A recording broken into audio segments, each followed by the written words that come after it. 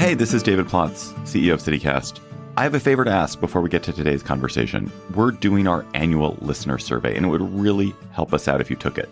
And even if you took it last year, we'd be grateful if you took it again, because we can't use last year's data. Please go to citycast.fm/survey to take the survey. It's only 7 minutes long, we know, because we timed it. That's citycast.fm/survey. And when you take the survey, you'll also be eligible to win a $250 Visa gift card and CityCast swag, that great CityCast swag. citycast.fm/survey. Today on CityCast Portland, we're talking about the most recent analysis of Oregon's housing market. Spoiler alert, it's still terrible. We're also digging into the latest city auditor's report, which calls out Portland's property maintenance ordinances for unfairly burdening homeowners of color. And we're learning about the return of our coastal otter and the search for the Belmont Goats' final forever home. Joining me on this week's Friday News Roundup are KBOO News Director Althea Billings and our very own executive producer, John Notarianni. It's Friday, January 31st. I'm Claudia Meza, and this is what Portland's talking about.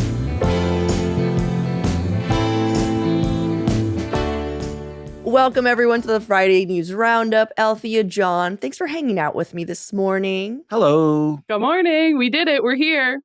Althea, it's been a minute. Happy to see all you guys. For those of you new to the show, today is a day we break down some of the biggest local stories of the week with some of the best and brightest journalists in town. But before we jump into the news, I usually ask an opening question so our listeners can get to know our guests a little better. And today's opening question is actually based on Tuesday's episode.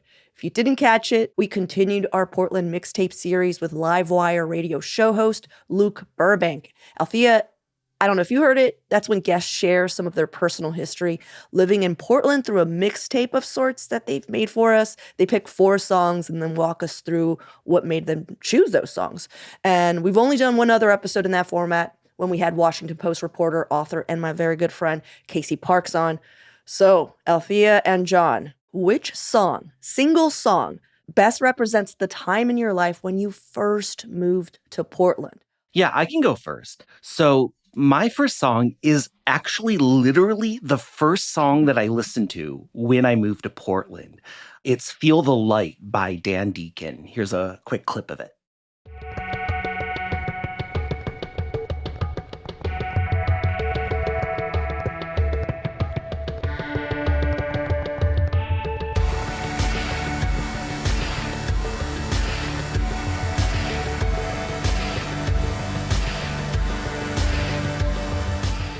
And Claudia, when you asked me this question, I have this very distinct memory of when I was moving to Portland. I'm like driving in on 84. And you know that period when you get past 205 and you sort of go from like suburban-y Gresham into the city? Because the freeway sort of tightens up. This is the exact song that I had on at that moment as I was driving into Portland for the very first time to move here. And I just remember like having this music on, and it was April, so it was like still a little bit cloudy, and it was just like, I live here now. Oh, that's so cool. What about you, Althea? This is such a wonderful and sort of a question that sent me on a wild goose chase, I have to tell you. So I moved to Portland for college in the fall of 2015. And I was so excited when you asked this. I was like, I'm going to go back through my Spotify. I'll see what I was listening to at that time. I was totally convinced that this was the summer leading into the fall that I was super obsessed with the Case Lang Veers album. The song that I picked out was Supermoon, which here's a clip of it if you haven't heard it before.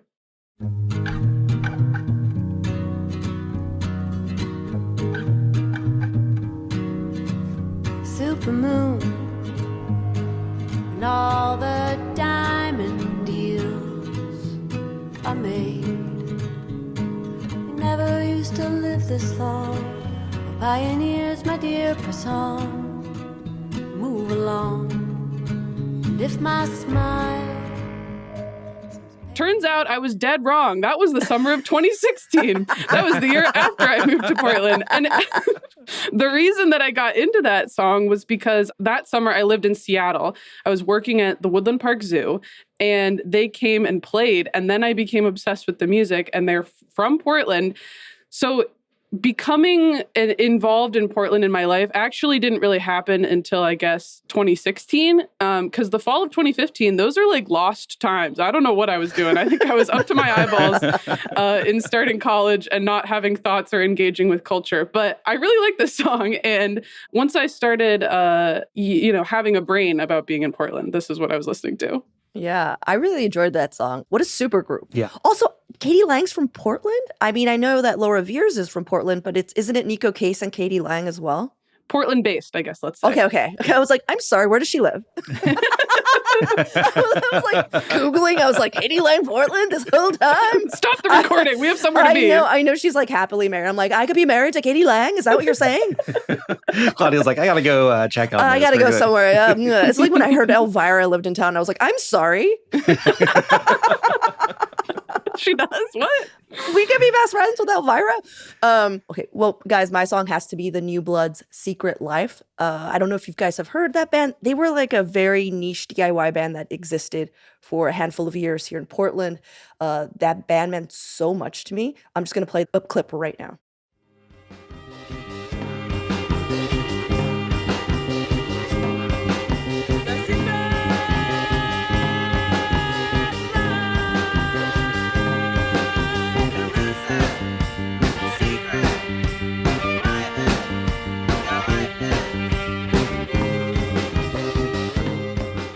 This band is a big reason I actually now live in Portland. I met them when I was still living in Olympia, Washington, like college times as well.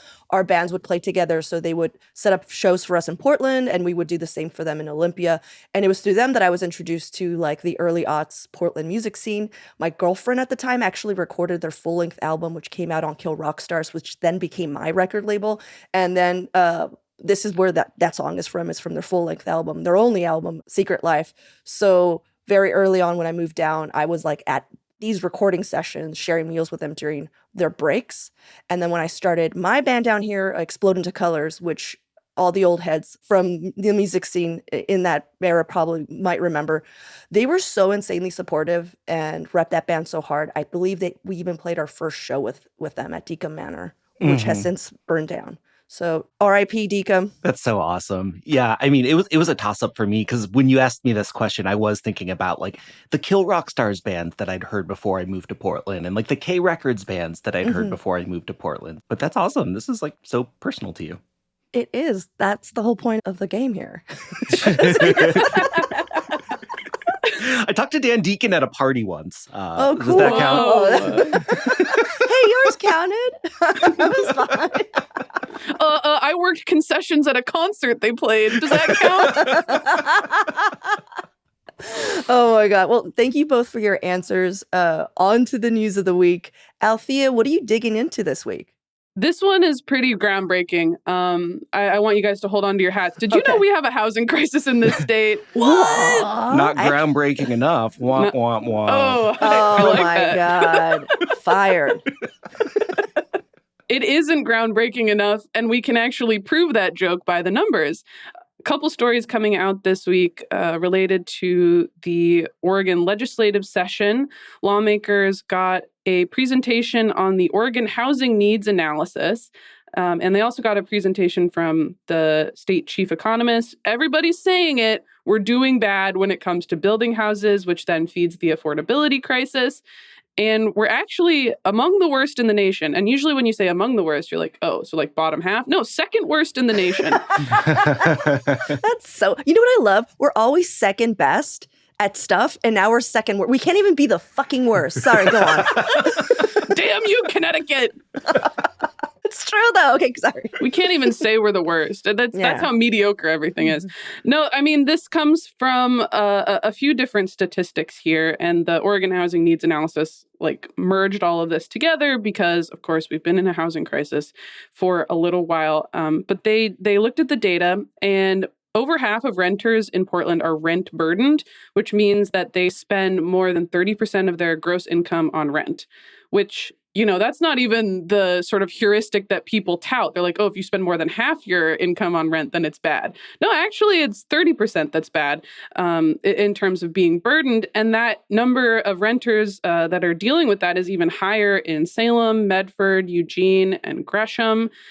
And it comes down to this housing shortage. We haven't kept up with the population in terms of building more housing. The number that they came up with is that we need 29,500 more homes every year, mostly in the metro area and in the Willamette Valley. We have not come close to that in the past several years. And yeah, it's a conundrum. So if you were feeling like things were expensive and hard to deal with in the housing realm, you're right. They did the numbers and it is that bad. I mean, okay, it's cool. We have numbers. What does this mean? Are there options? Like, what comes next? Tell me, Althea, what comes next? Please, can you fix this for us? Yeah, sure, of course. Well, part of this is related to this 2023 law that basically gives the state way more power when it comes to setting goals for building housing for cities and holding them to them. So there's new ways to track all of that stuff, but there's someone quoted in Willamette Week's article about this saying, basically, we got to get creative. We got to build housing like we've never built housing before. And I mean, this is now me sort of conjecturing. We got to do things differently than we have been. And the chief economist was talking a lot about, why has this happened in Oregon? And part of it is underproduction, right? Part of it is population growth. Part of it is demographic changes as well, that it's much more common for people to live alone or live with a partner. People aren't starting families until much later. So the demand is different than it used to be. You have to have more homes to house the same number of people. And there's also it's not really a footnote, I wouldn't say, but second homes and short-term rentals aren't helping the problem. Yeah. I'll mention that part. What? Airbnb isn't helping? No. Shut up. It's interesting, though, like digging into those numbers, though. So I spent some time looking at them. The estimate is like there's 17,000 homes needed to sort of compensate for the things that have turned into short-term rentals and vacation houses. But like the fundamental reason is just so boring and difficult to fix that we did not keep track with growth after 2008 when housing construction just fell off a cliff, and there's, 250,000 homes needed. That's like about how far we are behind just on the development of new homes to keep up with population growth. I just want to be careful about like scapegoating vacation home rentals. I think they're obnoxious and like destructive to specific communities, but in terms of our statewide housing goals, I just don't want us to conflate the two. Oh, John, thank you for sticking up for vacation. I know. Nobody does. John just the voice of the downtrodden, John Notarianni. John, how many vacation homes do you own? Oh, I mean, less than a dozen, Claudia. I'm not a millionaire. No, I know what you're saying. I think that like limits on vacation homes are important in a lot of communities, but not necessarily because of this reason in particular. What do you think, Althea? I mean, it is part of it, but there's way broader trends that are in this as well. But I mean, once they stopped counting second homes in much of rural Oregon and Eastern Oregon, they found that the vacancy rate is actually worse than in Multnomah County. So it's this sort of thing that metastasizes into larger things. If there's not enough vacant homes, then prices aren't kept down either in mortgages or in rentals. And people who are maybe, married with kids are still renting because there isn't a house that they can afford because, this idea of moving up the scale as people progress in life isn't really happening because there's nothing new coming online to keep prices down. And, household income hasn't really kept up with prices either.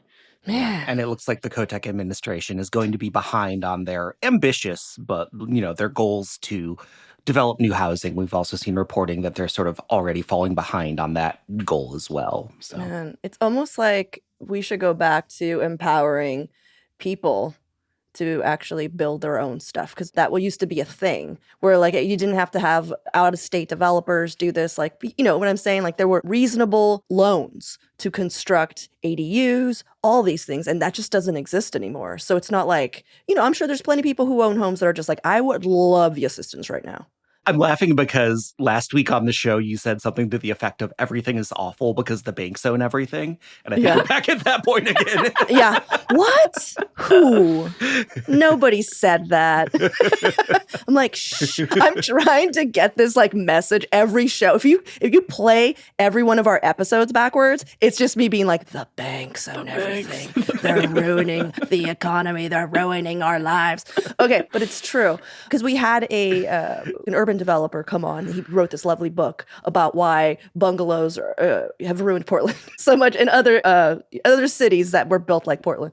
And that was something he brought up. He's just like, it's no longer feasible for, working people or just like, middle income property owners to help out with this kind of thing. We are dependent. We are dependent on benevolent developers to somehow work nice with the city. And that just doesn't really work. They're going to make whatever the fuck they want to make for however much money they can get. And we're screwed. Anyhow. I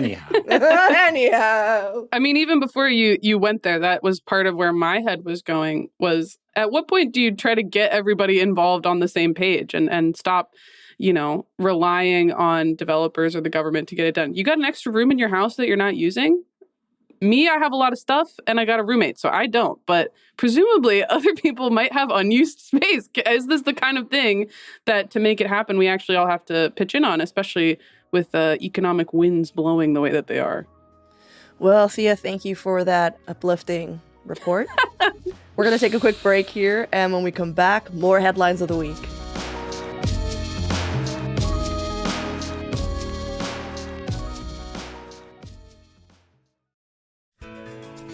Remember last year's amazing trip? That cute first birthday party? All those photos, all those memories can be freed from your phone with a Shutterfly photo book. Rediscover and share your favorite moments with those you love. You'll be amazed how easy it is to make a photo book with Shutterfly and enjoy it for years to come. Get 40% off orders over $29 with code POD40 at Shutterfly.com and make something that means something. All right, you guys. So my story this week is based off a report published by the city auditor's office and reporting by Alex Zielinski. I feel like this is what I do now.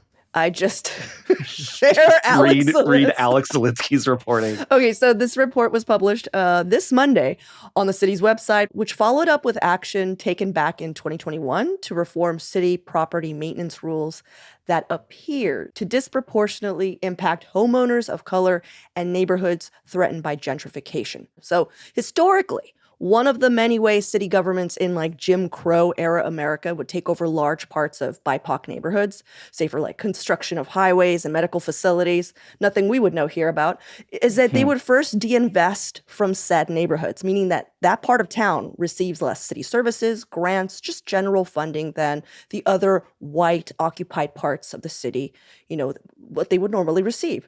They would also enact property maintenance ordinances like, hey, you got to fix these sidewalk cracks in front of your house, or you need a railing along your porch steps, just silly little things. Imagine them like city HOA rules, Mm-hmm. In that way, the state of buildings and streets could then be used to condemn or fine neighborhood business districts, homes. These fines would balloon because most people living in these neighborhoods already, they didn't have the means to pay. And soon these liens on properties, they would lead to repossession. So then, quote unquote, urban renewal ensued and everything is legally all above board, but it's still very fucked. So that's no longer what's happening, right? But a lot of these same outdated property maintenance laws are still in place, and property maintenance ordinances, like a lot of city ordinances, are complaint driven.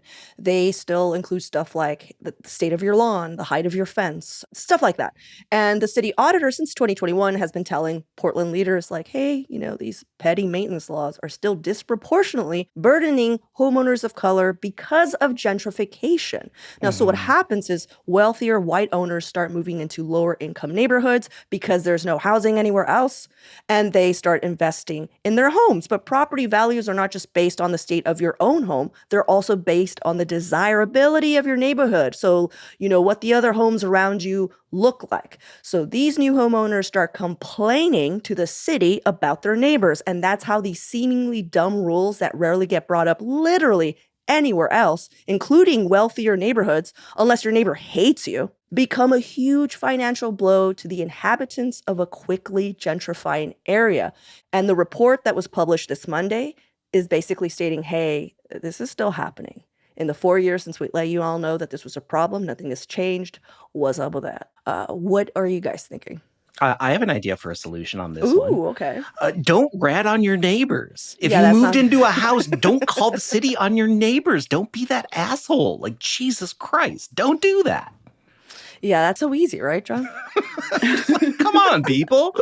Hey, guys, everyone be cool to each other. I don't understand how we got the same report in 2021 and nothing has changed. Because things would have to change first. Like people would have to put effort into changing stuff. Oh, totally. So that's why things didn't change, is that nothing happened. So then that led to no change. Damn. Well, I guess that makes sense. I mean, the thing that it reminds me of is another complaint-driven system. I mean, noise code, smell code. We've seen Black businesses run out of town for noise violations. We've seen that pho place get run out of a neighborhood for smelling like food. Yeah. For smelling like the food that was being cooked, and people were being racist about that. Those are more public examples, of course, because those are businesses that people frequent or that they know that that's in their neighborhood. That's something that's a part of their life. But it is, I guess, maybe a little quieter when it's someone new who moved to your block trying to run the old folks out of town for not mowing the damn lawn, which is hard to do, by the way. You're like, I've tried once. I grew up in a push mower family too, so none of that gas business. You know, when we talk about systemic racism or systemic laws that disproportionately hurt lower income folks, people of color, this is the stuff we're talking about. It's just like it's seemingly mundane things that basically make it easier for those in power to pull the rug out from those who don't have it. And the thing is that, like, if someone were to see these maintenance laws, they'd be like, yeah, sure, of course your address should be visible. Like, why wouldn't it be? You know? But it's just when it can be weaponized against you. That's, the weaponization, the misuse of these ordinances is like the infuriating part. Yeah. So in 2021, the city auditor's office sent recommendations on how to improve the system to leadership, which was like at the time, the Bureau of Development Services, which was then under Commissioner Dan Ryan, who oversaw that bureau. So this included ending the disparate outcomes of the complaint-driven system with urgency, getting feedback from communities impacted by the system, and assigning an employee to oversee these reforms. Now, none of these recommendations had been fully carried out by the city. And one of the auditors, Jennifer Croft, even pointed out to some like very simple piecemeal solutions, like a one-time program that erased outstanding liens from some owners of color in East Portland, and a policy change to waive enforcement fees for certain low-income property owners, without addressing the city's continued reliance on complaints as the basis for enforcement. She just doesn't think that the inequity that comes with all of these ordinances will ever change, because it's complaint driven, meaning like, now, you know what I mean? I don't have to say it. I don't have to say it. Right.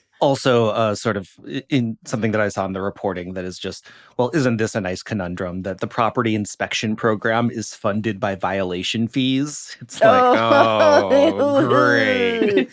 Which isn't to say that they're going out of their way to make fraudulent claims of violations, but yeah. There's an incentive structure that exists for that to happen, which no one is accusing them of, but... How about that? How about it? I just can't help but imagine so many of these things could be straightened out by just being in communication with the people who live around you, which I think is something that Portlanders have gotten a lot worse at, of knowing your neighbors, of having an open line of communication with them, and of like helping each other out. Like, come on, man. Yeah. Yeah, man. Yeah, man. I'm not making fun of you, by the way, John. I'm just like, it just, you know what I'm saying? I'm like, yeah, I know. That would be great. All right. Well, let's take a quick break here. And when we come back, more headlines of the week.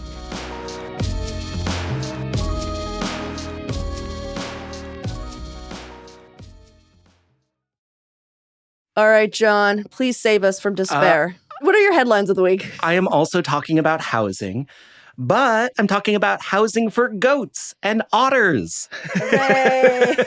So, a couple cute stories that I wanted to shout out, largely coming from reporting by Lizzie Acker at The Oregonian and Brian Bull at KLCC.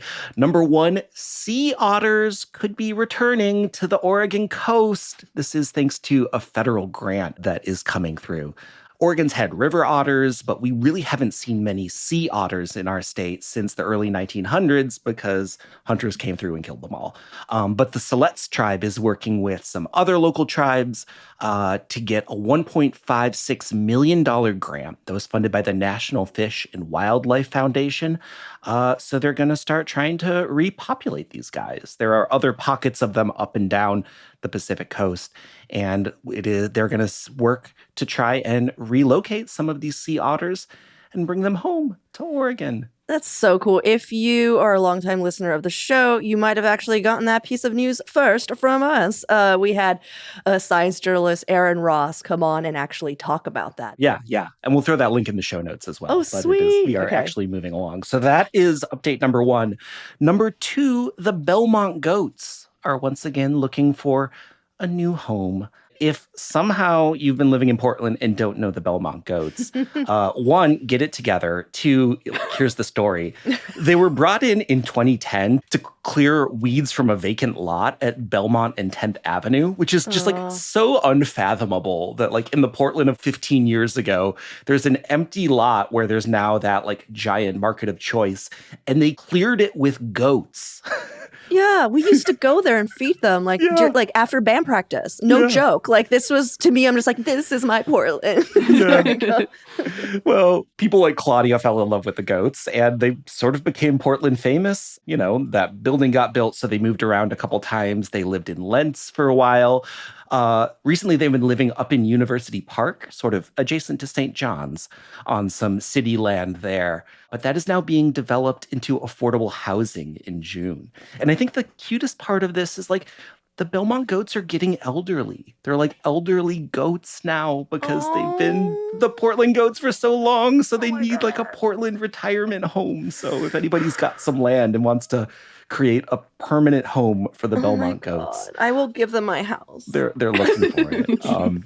You know, like people love the Belmont Goats. There's an entire nonprofit supporting them. And if they don't find land in the city of Portland, there's rural areas and like property that they're going to go to. But like the goats were early Portland gentrifiers. I think we'll give them that. But at this point, they are the older generation of Portlanders, and we need to make space for them too.